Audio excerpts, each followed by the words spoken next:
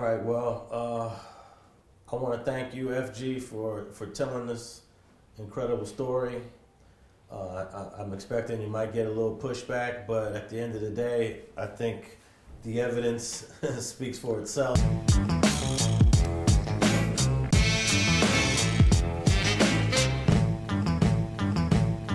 Well, you know, I'm gonna be honest with you, Alex. You know what I mean? Like I said, I wouldn't be on here if dude didn't mention my name for one.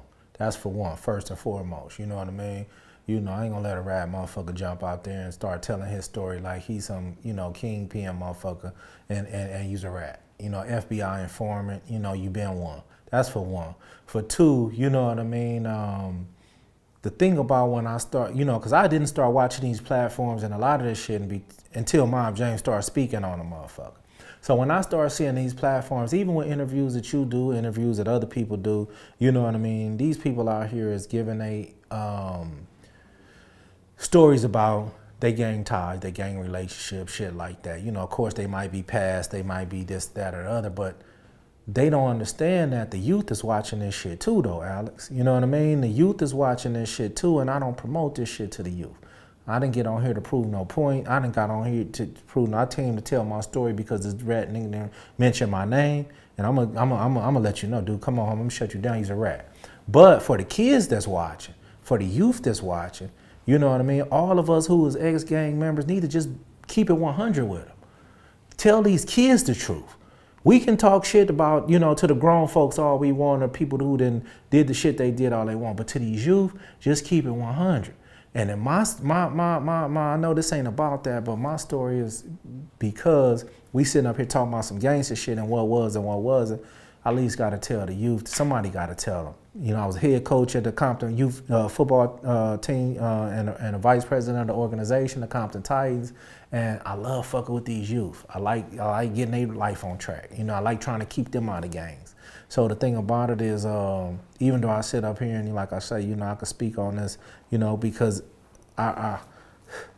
it's fucked up because it's due to rat. But I also want to tell the youth, man, don't follow this shit. No doubt. Straight up. I think that's a huge message here because your freedom was taken away from you. You were separated from your family. No doubt. And now you're living with a felony conviction, which we don't really talk about, but the challenges that poses for you in the real world. Yeah, no doubt. It poses a challenge for you, but you know, Alice, you know, on another level, you know, you got a lot of dudes out here to be talking about I can't get a job as a felon, I can't do this as a felon. That's some bullshit. You know what I mean? I'm gonna be 100 with you. If you go apply yourself, you'll be surprised at the shit that you can accomplish as a felon. You know what I mean? I done been to the state and the feds. I've been banging all my motherfucking life. You know what I mean? You know, and kept it 100. You know what I mean? At the end of the day, I work a regular job. You know what I mean? You could be successful after this shit. That's an excuse for motherfuckers to sit up here and say, I can't get a job, or, you know, living with their baby mamas and shit. And, you know, I don't respect none of that shit. You know, living off abroad and doing all that shit. I don't respect none of that shit. Well, I think it takes a certain type of personality, and from the beginning, you were a go-getter. I guess you may be right, but I had to be. I lost everything I had. When you get to talk about my, you know, I lost my brother, my mother. I lost my whole family in 3 years. Get shot, go to the pen, come home now, life is laying. What's happening? You don't got a choice, you're back up against the wall. Now, I could have started smoking dope. I could have started doing, you know, ready to commit suicide. I could have did a whole lot of shit, but that just wasn't in me, you know what I mean? I appreciate you having me, and at the end of the day, you know, like I say, you know, I just want you to emphasize that, you know what I mean? I know that ain't what you about. You're a journalist, and you about what you are and shit, but at the end of the motherfucking day, you know, I'm really about, you know, setting out these motherfuckers we jumped over the counter at a bank, homie, you know, don't tell, homie. You know what I mean? We made an oath to motherfucking keep it 100 in the street. You know what I mean? You know, Mob James wasn't a motherfucking, he didn't work at motherfucking Walmart and shit, was just a regular citizen and shit who somebody did something to, so he told the police. Then you was a gangster.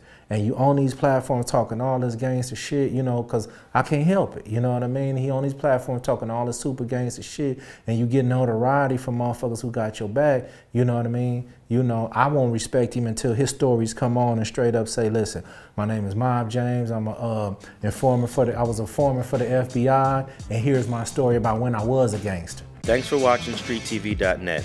If you're not subscribed, please hit that button below and click the bell to receive alerts and notifications. Feel free to comment below so you can give us your feedback, and be sure to watch the 2 related episodes to the right. If you want to support this platform or follow us on social media, visit the links in the description, and thanks for watching StreetTV.net.